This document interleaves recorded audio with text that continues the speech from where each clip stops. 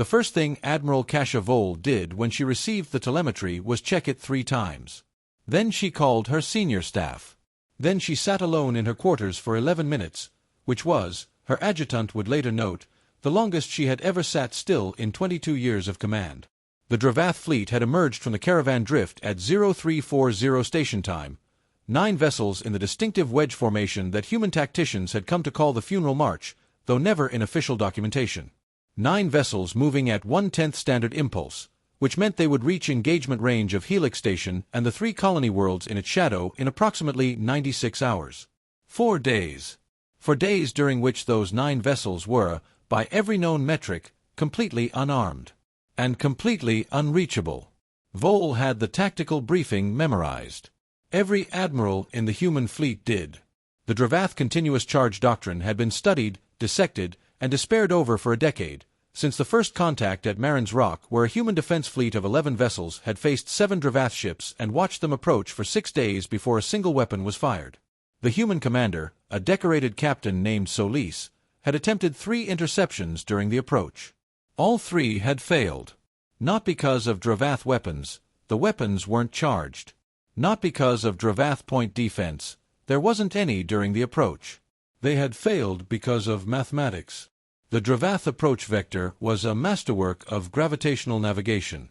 The fleet threaded between gravity wells with such precision that any intercepting force was either pulled off course, slingshot away from engagement, or forced into positions that the Drevath fleet had simply ceased to occupy by the time the intercept window opened.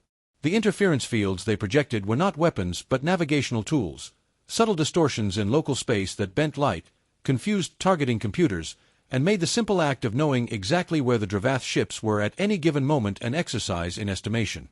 Human pilots were good. Human targeting systems were excellent. But the Drevath had been threading gravity wells for 10,000 years, and their approach vectors were not computed by any system humans had yet reverse-engineered. They were cultural artifacts, passed from Drevath navigator to Drevath navigator over centuries, refined through accumulated experience into something that was less a calculation and more a form of institutional memory. You could not hack an institution's memory. You could not jam a culture. So the Drevath approached. And humans watched. And on day 6 at Marin's Rock, when the Drevath weapons reached full charge and the fleet reconfigured from approach formation to firing formation, Captain Solis gave the order to retreat. 11 vessels broke and ran. 4 made it out of range. The other 7 ceased to exist. That was the doctrine. Patience as weapon. The 72-hour charge cycle as a kind of inversion. What should have been a vulnerability was, by the genius of the approach geometry, the Drevath's greatest strength. They were invulnerable precisely because they were helpless. No human command had solved it in a decade of trying. Which was why Admiral Vol, sitting across from Captain Joren Ren in her briefing room at 0600 on the morning the telemetry arrived, was listening very carefully. Ren was 34 years old, lean in the way of someone who forgot to eat rather than someone who trained for it, with his mother's pale coloring and his father's secondary eyelid that he kept half closed out of habit when he was thinking. His mother had been a xenobiologist from the colony at Ferris Point. His father had been one of 7 Drevath who had defected to human space 20 years ago, for reasons that the intelligence community had analyzed extensively and never fully understood. Ren had grown up between 2 worlds that did not quite claim him, which had made him difficult and had also made him, in Vol's estimation, the finest tactical mind she had encountered in 22 years of command. He had a reputation for proposals that seemed, at first presentation, to be either insane or obvious. Usually both. She had learned to assume they were neither. You want to let them reach engagement range, she said. Yes. You want to allow a fully charged Drevath fleet to complete its approach to Helix Station. Yes. And then you want to strike in the window between full charge and weapons fire. Yes. Vol studied the tactical display between them. The 9 Drevath vessels moved in their perfect wedge, unhurried, implacable, the charge readings on each vessel already climbing from 0. 96 hours away. The reconfiguration window. Walk me through your numbers again. Ren leaned forward. He had been awake since before the telemetry arrived. She suspected he had not slept, though she couldn't prove it. Full charge completes at approximately hour 72 of the approach. At that point, the Drevath fleet has to reconfigure from approach formation to firing formation. These are not the same configuration. The approach formation optimizes for the gravitational threading, tight wedge, maximum interference field coverage, engines at precisely calibrated output. The firing formation is an open spread, weapon systems articulated outward, engines at minimum to reduce feedback interference with the weapons. They cannot fire from approach formation. The energy feedback would destroy their own ships. So there is a window, a mandatory window, during which they are transitioning between the two. 90 seconds. Between 87 and 94 seconds, based on every documented Drevath engagement. The variance is small. They are precise people. He said this last thing without particular emotion, though Vol knew it was not without weight.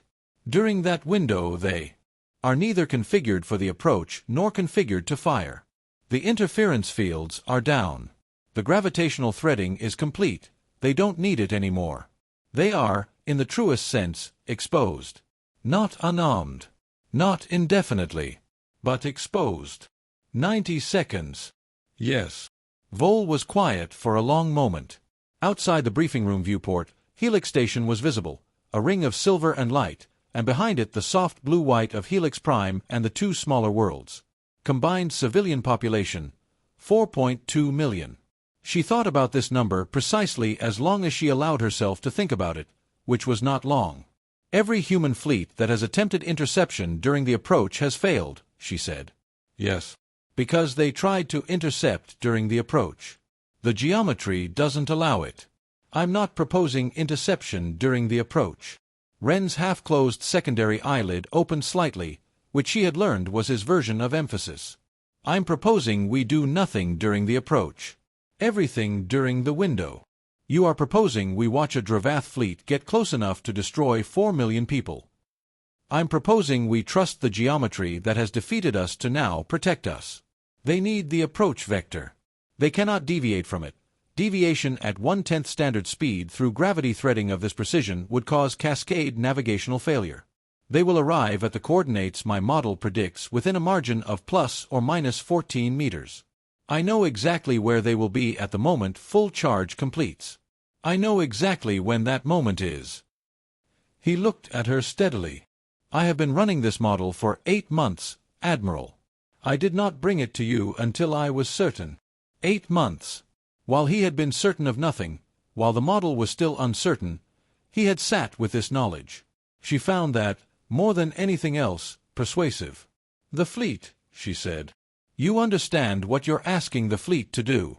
You're asking 3,000 people to watch a Drevath approach for 4 days and not move. That is the hard part, Ren said quietly. I know that. Yes. She looked at him for a long moment.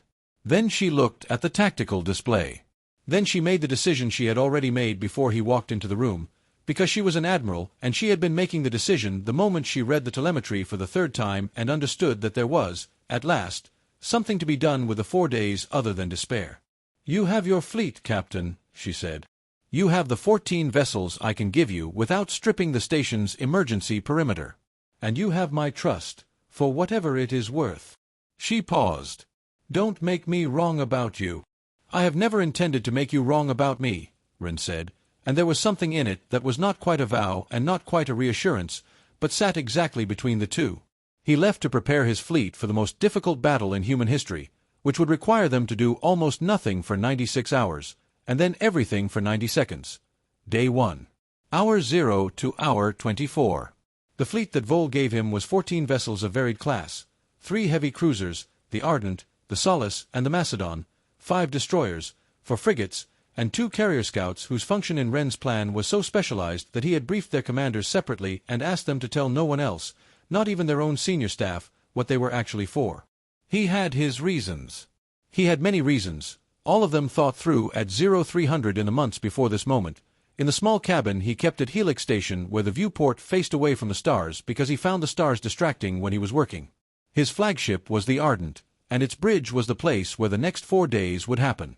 Not in space. Space was where the Drevath were, doing exactly what they were supposed to do, exactly as predicted.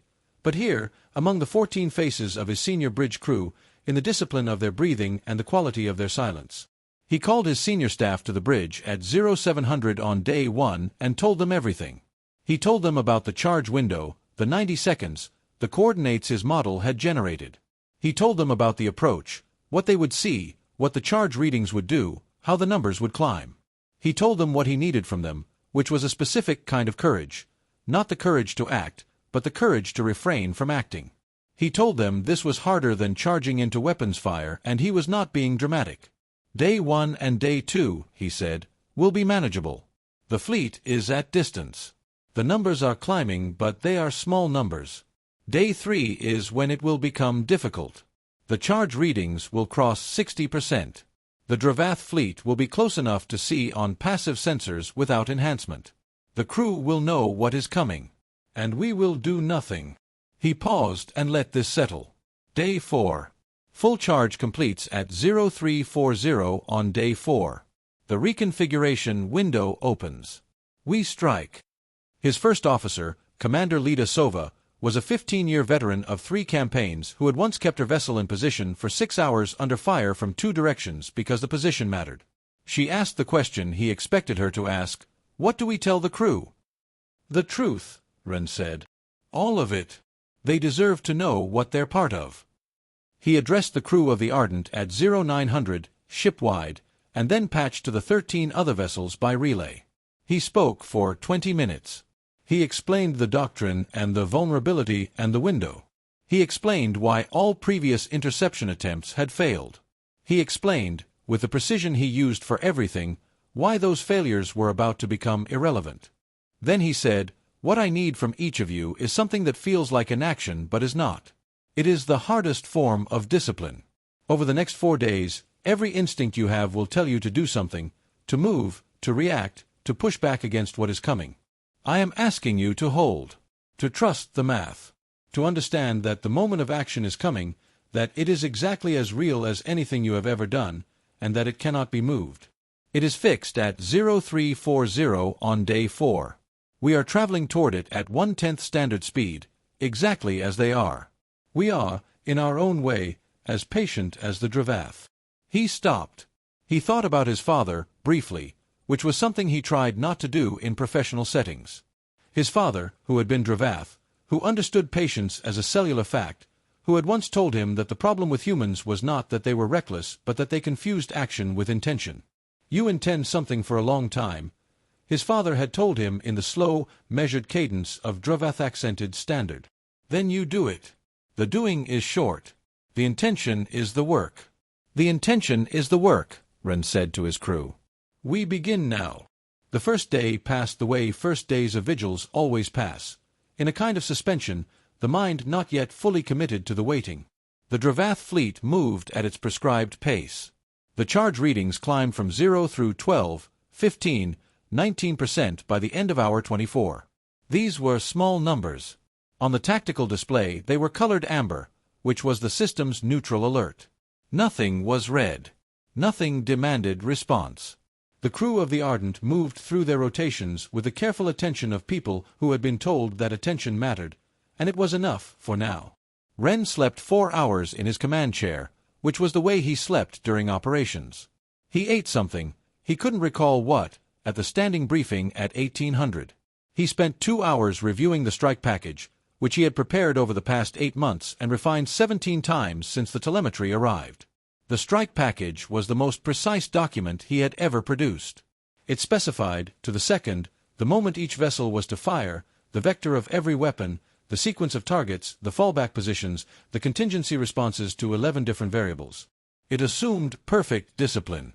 It did not assume a universe that rewarded that discipline, only one that, in this specific case, would give them the 90 seconds they needed if they were precise enough to use them. He briefed his commanders on the strike package in a 2-hour session at 2100 on day 1. They were professional and attentive. They asked good questions. He answered them. Then he sent them back to their ships and told them to rehearse. "How many times?" Commander Sova asked. "Until they stop thinking about it," Ren said. "Until it's a reflex. We have until 0340 on day 4. Day 2. Hour 24 to hour 48. The second day was different from the first in the way that the second day of any vigil is different, The novelty of waiting had worn off, the reality of duration had replaced it. Charge readings crossed 30% sometime around hour 30 and continued their calm, incremental ascent. 32. 35. 39. The Drevath fleet was visible now on standard passive sensors without enhancement, 9 points of light moving in their perfect wedge, indifferent to the 14 vessels watching them from a position that the interference fields made them, the Drevath, probably aware of but unconcerned about. The Drevath had never been successfully engaged during their approach. There was no history that suggested they needed to be concerned. They were the geometry, and the geometry was safety. The crew knew this. The crew knew everything.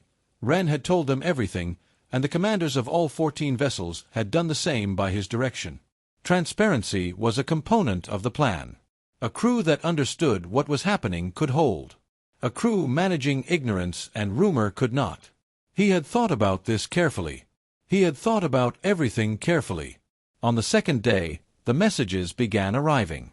They came from Helix Station, from Command, from the advisory councils of 2 of the 3 colony worlds, and from 3 separate Admiralty contacts who were not Vol but who had opinions. The messages were, without exception, variations on a theme. The approach is at 40%. Are you certain?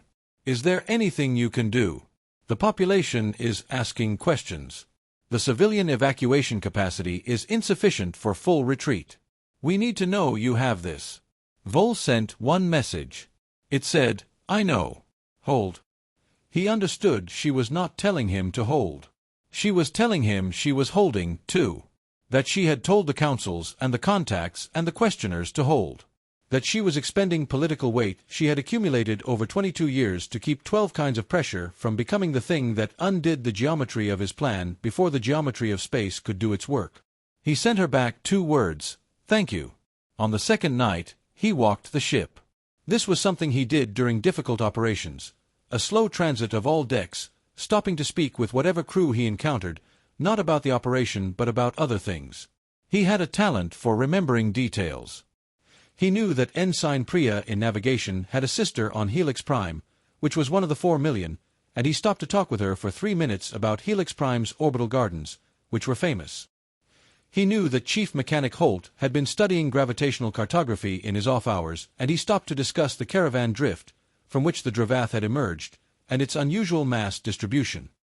He knew that Petty Officer Chen was 17 days from her 20-year service anniversary, and he made a note to ensure something was prepared. He was not performing warmth. He was doing what his position required, which was to hold the human elements of his plan in place the same way the math held the strategic elements in place, through attention, through precision, through understanding the forces involved and accounting for them. He returned to the bridge at 0200. Charge readings, 44%. He sat in his command chair. He thought about the window, 90 seconds, 87 to 94, and his plan assumed 90 because assumption of the middle reduced maximum error. He thought about his father's hands, which had been very still when he spoke, the way Drevath hands always were, not stiff but settled, as though the hands had decided to be where they were and were at peace with that decision. He thought about Marin's Rock and Solis's 11 ships and the 4 that made it out and the 7 that didn't. He thought about 4 million people, briefly and precisely. At 0245, he turned to Commander Sova, who had the watch and who was reading a tactical review with the focused expression of someone reading it for the 4th time. How are they doing? He asked, meaning the crew. He didn't need to specify. Sova considered the question with the seriousness it deserved. Better than I expected, she said. Worse than we need by day 4. Yes, Ren said. Day 3 will be the test. He was right about this, though he did not yet know the specific shape of the test he was about to face. Day 3. Hour 48 to hour 72. The charge readings crossed 60% at 0610 on day 3, and it was as though a threshold had been crossed that everyone on the ship had been unconsciously tracking. He felt it on the bridge, a subtle change in the quality of attention in the shoulders of his crew that had not been there the day before. 60%. He had warned them about this. Knowing something will happen does not fully prepare you for the moment it does. The Drevath fleet was large on the passive displays now. The wedge was clear, each of the 9 vessels distinct, moving with the eerie, deliberate grace of something that had never needed to hurry. On the tactical overlays Ren's team had been running continuously. The charge readings for each vessel were marked in amber numerals that ticked upward in small, inevitable increments every time the display refreshed. 61. 62. 63. The messages from command had increased in frequency. Vol was still holding the line, but the line was showing stress. The messages she forwarded were sharper, the questions harder-edged. Can you confirm the window timing? What is the margin of error on your model? Has there been any communication from the Drevath? That last one almost made him smile, though he didn't let it reach his face. There was never communication from the Drevath during an approach. Communication was not part of the doctrine. The approach was the message. At 0900 he held a briefing with his full senior staff, all commanders patched in from their vessels. He showed them the updated model projections. He walked through the strike package again, the fourth full review since day one. He answered questions, good questions, professional questions, the questions of people who were holding and knew they were holding and needed the review to remind themselves why. Lieutenant Commander Torres, commanding the frigate Lano, asked about the contingency protocols for early charge completion. Your model gives a plus or minus of 40 minutes on the charge completion time, he said. That's a significant variance at the margins. If they complete early. They will not complete early, Ren said. The variance is observational, not actual. It represents the limits of our ability to read Drevath charge completion signals from outside the interference field, not variance in the completion time itself. Their charge cycle is biological as much as it is technological.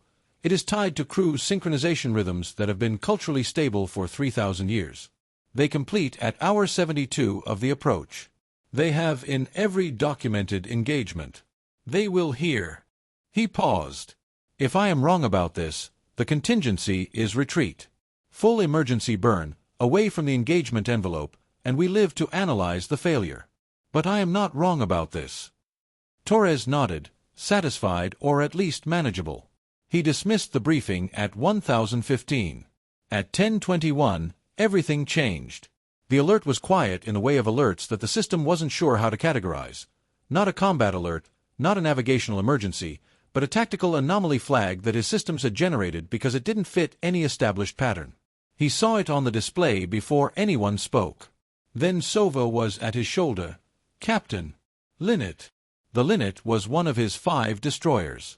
Her commander was Lieutenant Avery Marsh, 26 years old, 3rd operational deployment, excellent evaluations. Ren had thought she was one of his steadiest officers. What did she do? Ren said, and his voice was completely flat, because he already knew from the tactical display what she had done, but he needed to hear it confirmed. Lieutenant Marsh fired a targeting sensor burst at the Drevath formation at 1019. Full active scan. They will have detected it. Sova's voice was controlled, but he could hear the weight in it. She also fired 2 ranging shots from the forward mast driver. No possible effect at this distance. But they will have detected those 2. Ren was already standing. Get me Marsh. Now. The channel opened in 4 seconds. Lieutenant Marsh's face on his display was the face of someone who had already understood what she'd done, pale, rigid with the specific horror of a person who has acted and cannot unact. She was 26 years old, and she had just, in an unsanctioned moment of inability to hold any more, fired weapons at a Drevath fleet and active scanned their formation, which meant they knew exactly how many ships were watching them and from where, which meant that every positional assumption in Ren's strike package had just been compromised. Captain Ren, she said. Aye.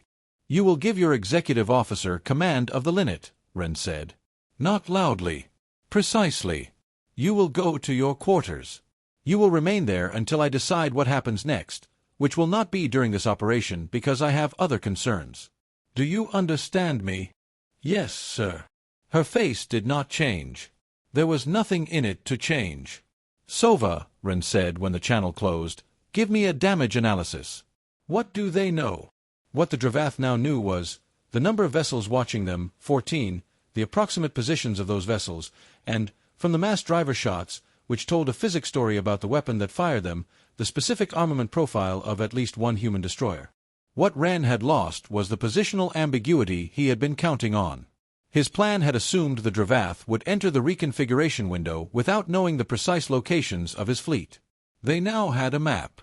He sat with this for 6 minutes, which was exactly how long it took him to understand the shape of the adaptation required.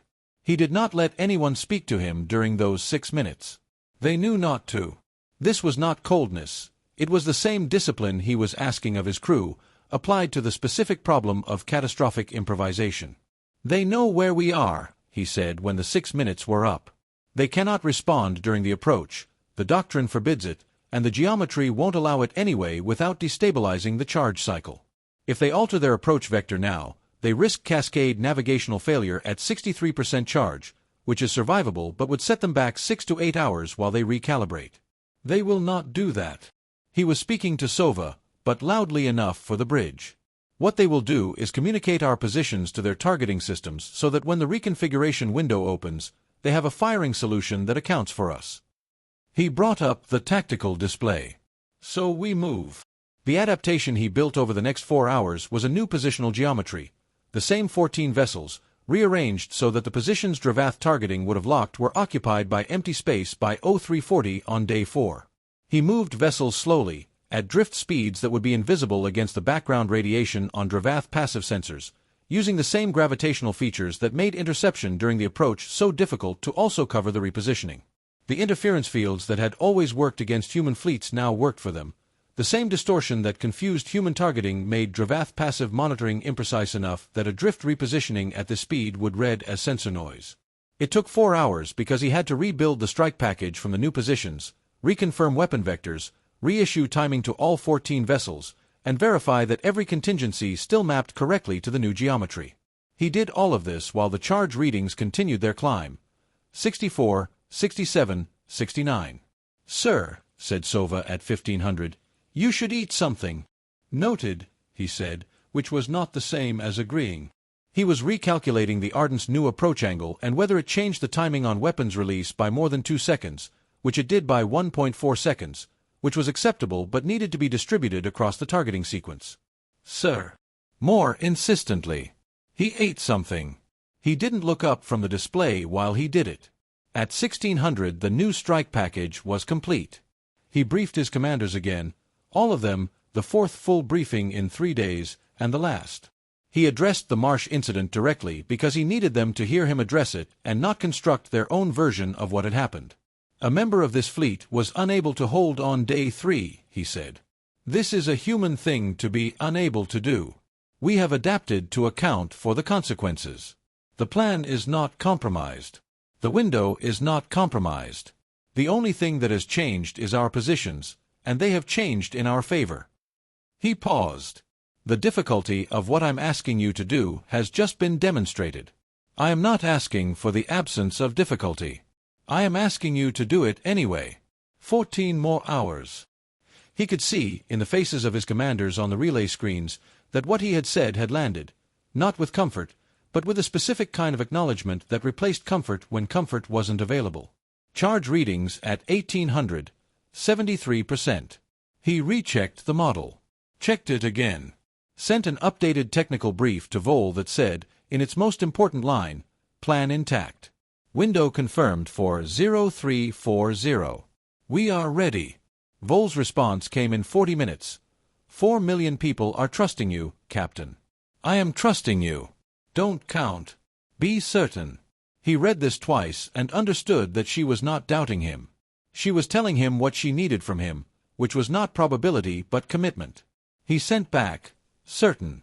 At 2100 on day 3, the charge readings crossed 80%. He stopped sleeping after that. He didn't decide to stop sleeping. He simply stopped, the way a body stops doing non-essential things when it understands, on some level below decision, that the essential things are very close. Day 4. The final hours. Hour 70 of the Drevath approach, 0140 station time. Charge readings, 91%. The bridge of the Ardent was the quietest place Ren had ever been inside a human vessel at general quarters. Everyone was at their station. Everyone was awake. He had issued the all-hands quiet alert at midnight, which meant no rest rotation, all crew at position. The lighting had been lowered to operational standard, which was the pale blue-white of a ship that had moved beyond readiness into something past it, something that had no name in the protocols but that veterans recognized as the specific state preceding violent, irreversible action. The Drevath fleet on the tactical display was large. Not large in the way of distance. The Drevath were still outside weapons range, still in their final approach phase, still moving at 1/10 standard speed, but large in the way of charge readings, which stood at 91% and ticked upward with each display refresh in increments that felt, now, enormous even when they were numerically identical to the increments of 2 days ago. 92. 93. Our estimate, Ren said. Full charge at 0340 plus or minus 9 minutes, said Lieutenant Erickson at the tactical station. His voice was perfect. He was 22 years old, and he had been reciting this estimate every 30 minutes for 4 days, and his voice had not cracked once. Ren made a note to remember this about him. Confirmed with secondary model? Confirmed, sir. Secondary model gives 0342. Primary gives 0340.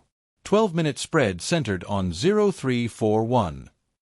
Window opens at 0341, Ren said. All vessels confirm strike readiness. The confirmations came in over the next 4 minutes. All 14 vessels, each commander's voice carrying the weight of 80-some hours of waiting and the specific tension of something that cannot be undone. They were ready.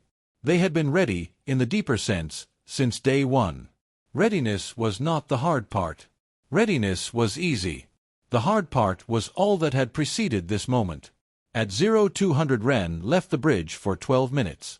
He went to the small observation alcove off the main corridor, which had a direct viewport, unfiltered. He looked at the Drevath fleet with his own eyes. 9 vessels in their wedge, moving through space with the patience of a geological event. They were beautiful in the way that things are beautiful when they are completely committed to what they are. He had grown up hearing about Drevath aesthetics, the Drevath concept of Veth, which translated approximately as the beauty of a thing doing exactly what it was made to do. His father had tried to explain it to him when he was 11, and he had understood it abstractly and not understood it in his body. He understood it now, watching the fleet. He also understood that the fleet would fire on Helix Station and the 3 colony worlds and 4 million people in approximately 100 minutes if nothing stopped it. He went back to the bridge. At 0300 the charge readings crossed 98%. 98 confirmed, Erickson said. Final interval. Rate of climb consistent with full completion at 0339 to 0343. All ships, weapons hot, Ren said. Arms strike package. Authorization Ren 7 Cascade. The confirmations from 14 vessels took 3 minutes to arrive. During those 3 minutes, the bridge of the Ardent was so quiet that he could hear the environmental system cycling air through the vents and the faint sound of Sova's stylus against her tactical board and his own heartbeat, which was 64 beats per minute, which was slightly below his resting rate but within normal operational range. 99%. He had thought about this moment for 8 months. He had thought about what he would say to his crew when the charge readings crossed 99, whether there was anything that needed to be said. He had decided that there was not. They knew what they were doing. They had rehearsed it past the point of thought, past the point of decision, into the place his father had described as Aeth, the state in which an action is no longer chosen but enacted, something between reflex and commitment. He had said everything there was to say over 4 days of briefings. What remained was silence, and then 90 seconds, and then whatever came after. The Drevath fleet was at the coordinates his model had predicted. Not approximately, within the 14-meter margin he had promised. 0338, said Erickson. Tracking charge signal, said Lieutenant Yama at sensors. 99.7. 99.8. Her voice didn't change. He had specifically briefed her, the voice doesn't change. Not from 98 to 99. Not from 99 to 100. Not when the window opens. Not when we fire. The voice doesn't change until I say stand down. 99.9. 0339, Erickson said. The bridge breathed. Very quietly. But it breathed. Charge signal peak, Yama said. Reading full saturation. 100%. Charge complete at 0339 42 seconds. Confirmed across all 9 vessels. All 9 confirmed. Full saturation. Weapons at maximum charge. Sir, they are. I know, Ren said. He had known since the model. But hearing it confirmed meant the window was open. Not yet, the window would open when the reconfiguration began, not when charge completed. He had 50 to 60 seconds before that. 50 to 60 seconds during which a fully charged Drevath fleet occupied the coordinates his 14 vessels had their weapons locked onto, and he had to wait. Because the window wasn't open yet. Because the moment he fired early, the Drevath formation response would kick in, and partially recharged weapons and an alerted enemy were worse than an enemy mid-reconfiguration. Because the plan required the reconfiguration. Patience, his father had told him once. Patience is not waiting. Patience is knowing that the moment exists and refusing to manufacture a different one. 0340 20 seconds, Erickson said. Signal change, Yama said. Detecting formation shift. Interference fields they're dropping. The interference fields are coming down. Reconfiguration, Sova said, and she said it with a quality in her voice that Ren thought later was the sound of 4 days of held breath getting ready to be released. Reconfiguration confirmed, Yama said. Formation spread beginning. Approach wedge they are breaking formation. All vessels, Ren said, and his voice was the same voice it had been for 4 days, the same weight, the same pace, as though this moment were no different from the 100 moments before it that had all been preparation for this one. Strike. Execute. The 90 seconds opened. The Ardent's forward batteries fired first, because the timing package placed her first in the sequence, because her targeting vector on the lead Drevath vessel was the cleanest line, because 8 months of modeling had determined that the lead vessel had to be hit in the first 7 seconds or the formation would reconfigure in response. Then the Macedon and the Solace in a 2-beat stagger that addressed the port flank vessels simultaneously, a spread designed so the Drevath couldn't process it as a sequence and respond to each component. It would read on their systems as a simultaneous hit because the light travel time between the 2 vessels and their targets was nearly identical. The destroyers came in at second 15.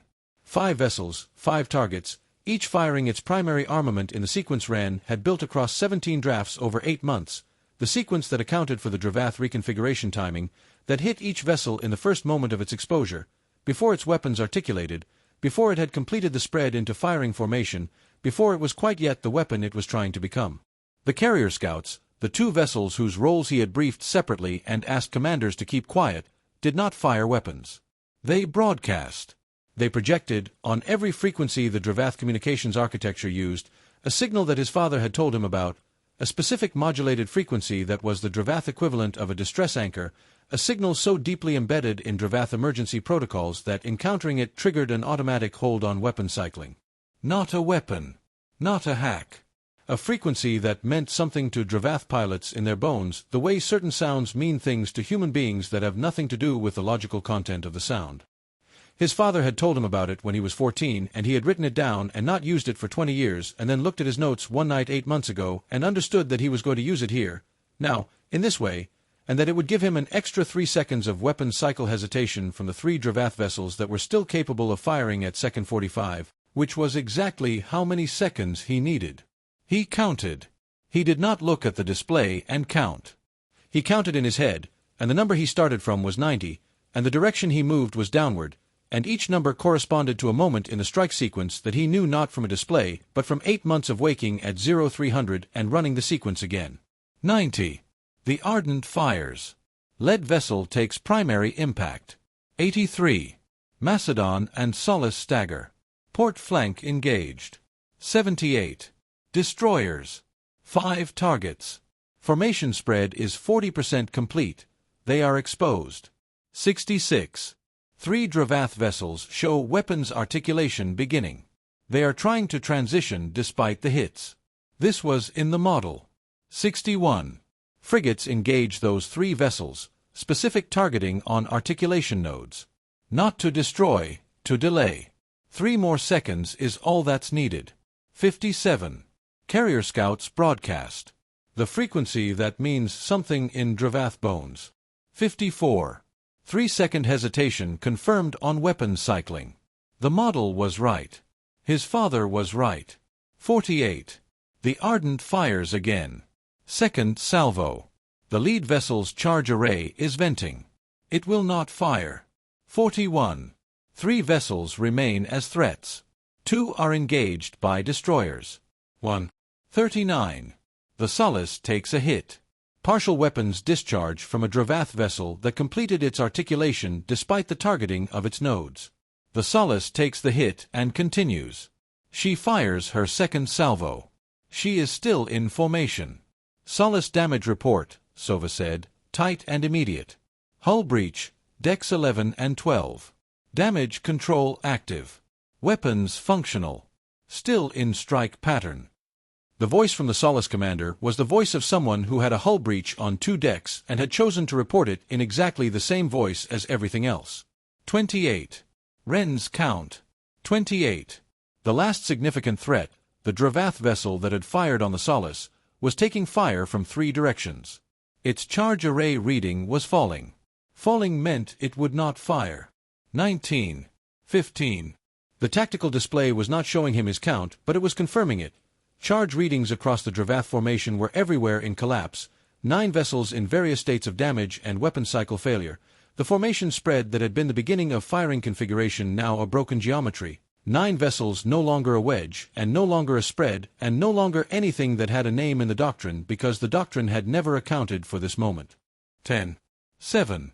5. His eyes were on the tactical display. 9 Drevath vessels. Charge readings collapsing. Formation broken. The nearest vessel had gone to emergency deceleration, the Drevath version of a distress signal, its engines at full stop, the navigation lights cycling in the pattern that meant, in the language of a species with 10,000 years of interstellar experience, we are done. 3, 2, 1. Ren closed his eyes. He kept them closed for 1 second, which was the amount of time he had decided he was allowed to take for himself in the moment after the window closed. 1 second.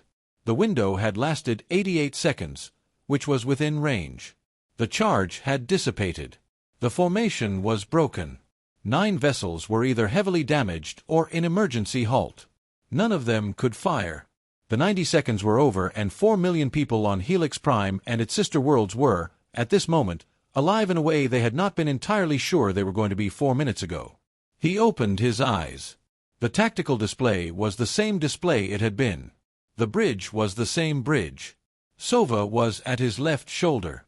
Eriksson was at his station. Yama was reading charge signals across the Drevath formation with the same voice she had used for 4 days. The Solace had a hull breach on 2 decks. The rest of his fleet was intact. "Stand down from alert," Ren said. "Navigation, set course for Helix Base." The silence that followed was not the silence of the last 4 days. That silence had been held, managed, maintained through discipline and intention, a silence that was full of the effort of being silent. The silence that followed his order was different. It was the silence of a breath that had been held, with great effort and considerable suffering, finally let go, not loudly, not with any dramatic exhalation, but quietly and completely, and with the specific feeling of a body returning to a state it had almost forgotten was its natural one. He did not look around the bridge immediately. He watched the tactical display for another 12 seconds while the navigational calculation resolved and the Ardent's heading shifted toward Helix Base. He watched the 9 Drevath vessels on the display change their status markers from active threat to damaged and inactive, watched the charge readings on each vessel continue their collapse, watched the formation, if it could still be called that, drift in the gentle, unguided way of vessels without active navigational intent. Then he did look around the bridge. Eriksson, at the tactical station, was sitting very still with his hands flat on the surface in front of him, not on the controls. His eyes were closed. He opened them when Ren looked at him and they regarded each other for a moment, and something passed between them that was not any kind of communication that had words in it. Yama had turned from her sensor display and was looking at the viewport, at actual space rather than the represented version of it on screens. This was something Ren had noticed people sometimes needed after long operations, to look at the thing directly, to confirm through the older sense that the newer senses had been telling the truth. Sova came to stand beside him, not behind him, which was unusual, and stood there for a moment without speaking. "Solace confirms damage control stable," she said finally. "No casualties. The breach sealed." She paused. 31 of their crew were in emergency suits for about 4 minutes. "I'll want to speak with their commander. She'll want to speak with you too, I think."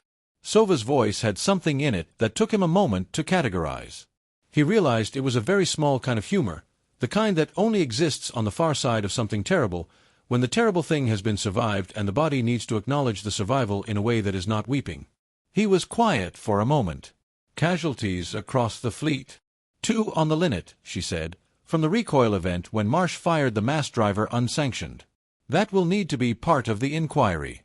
Minor injuries on 4 other vessels. Nothing critical. Ren absorbed this. 2 people hurt because a 26-year-old could not hold on day 3. He would carry this. It was the kind of weight that was appropriate to carry, and he would do so, and he would also hold in balance that the weight was 2 and not 4 million, and that the 2 were alive, and that the acknowledgement of the balance was not the same as diminishing either side of it. "The Drevath," he said. "What's the status on survivors?" "All 9 vessels have active life support. We're reading crew movement on all 9. It looks like there are casualties, sir.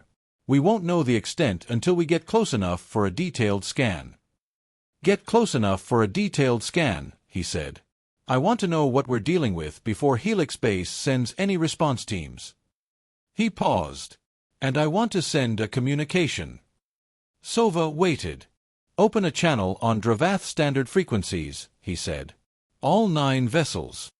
"Open," said the communications officer, a young man named Pell, whose hands he noticed were not quite steady as he worked the board, which was the first such visible trembling he had seen on the bridge, and which he chose to notice without remarking on. Ren spoke in standard, not Drevath, because his Drevath was functional but imprecise, and this was not a moment for imprecision. He spoke slowly, in the cadence his father had modeled for him when he was a child, not the rushed, front-weighted cadence of human speech, but the measured, evenly distributed tempo that Drevath communications protocols used, that said to a Drevath listener that the speaker understood time as a resource rather than a scarcity. "This is Captain Joren Ren of the human vessel Ardent. You are in disabled status within the defensive perimeter of Helix Station. You will not be fired upon again. If you have injured crew, please indicate and we will provide medical assistance. You are safe." He paused. "I extend this communication with respect for the doctrine of your approach, which is what it is. The defense of our people required what it required. We will now proceed in accordance with what the present moment requires." He closed the channel. Around the bridge, very gradually, the crew was moving again. Small adjustments, the settling back into normal operational postures after the rigid attention of the last hours. Someone, he thought it was Erickson, exhaled in a way that was audible, a single long breath that was not quite a sigh and not quite a release but was something of both. Then Yama turned back from the viewport to her station. Then Pell's hands steadied on the communications board. Then Sova moved away from his shoulder and back to her own station, pulling up the damage reports with the focused attention of someone reassuming a normal function that had been suspended. The Ardent turned toward Helix Base. The message from Admiral Vole arrived 4 minutes later. It was 7 words long. "Received telemetry. You were right. Well done." He read it twice. Not because he needed to read it twice, but because it seemed to deserve 2 readings. This 7-word message from a woman who had spent 4 days holding 12 kinds of pressure back with the weight of 22 years of earned trust, who had kept the walls of his plan intact while he built the window, who had not flinched when the charge readings crossed 60% and 90% and 100%, and the plan required nothing from her except that she not break, and she had not broken. He began composing a reply and then stopped, because the reply he wanted to write was longer than a fleet operational communication was supposed to be, and he would need to see her in person for that kind of reply, and he would see her at Helix Base in approximately 4 hours. He sent, "Thank you for the walls." She would understand this. He was certain she would understand this. The bridge of the Ardent was beginning to sound like itself again, the ordinary sounds of a working vessel, the hum of systems at normal operational load, the quiet movement of people at their stations doing the mundane work of navigation and monitoring, and the 1,000 small tasks that a ship required at all times regardless of what had just preceded. He could hear conversations starting up at the back of the bridge, low voices between crew members, the particular tone of human beings who have been through something together and are very carefully beginning to process it through the medium of ordinary speech. Ensign Priya, at the navigation station, was doing her calculations with the precise focus she always brought to them. He watched her for a moment. Her sister was on Helix Prime. He thought about what it had cost her to do this, to work the navigation board for 4 days with that specific knowledge, to not allow it to become more than it was allowed to be, to trust the math and the plan and the man at the center of both and do her job with the accuracy it required. He would find a way to acknowledge this. Later, in the appropriate way, through the appropriate channel. Not now.